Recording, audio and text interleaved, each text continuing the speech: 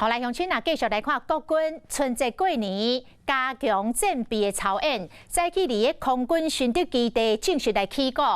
专门咧保护着台湾北部空防的幻象2000的战机，一台一台飞上天。假样讲要来拿砸敌人的战机，看起来真厉害。 参加幻象2000战机加强马力起飞，真大声引擎声，互人真震撼。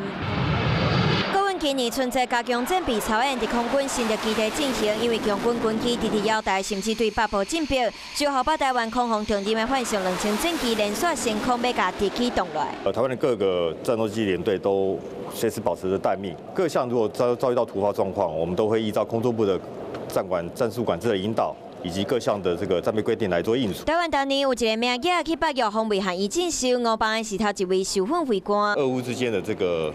状况，还包含了现在的印太区域的这个局势，了解到各个国家他们所对于国际局势的看法。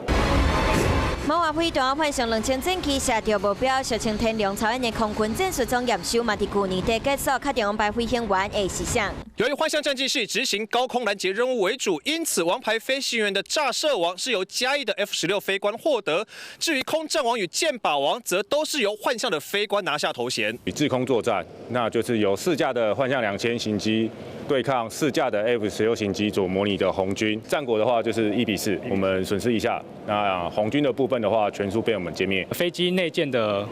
30公里机炮作为一个电子靶的一个设计。那个人中航空军2连队嘛，伫天良操演摕到空对空和团队总金标，展现幻象2000战机永远是守护台海空防袂当无的重要战略。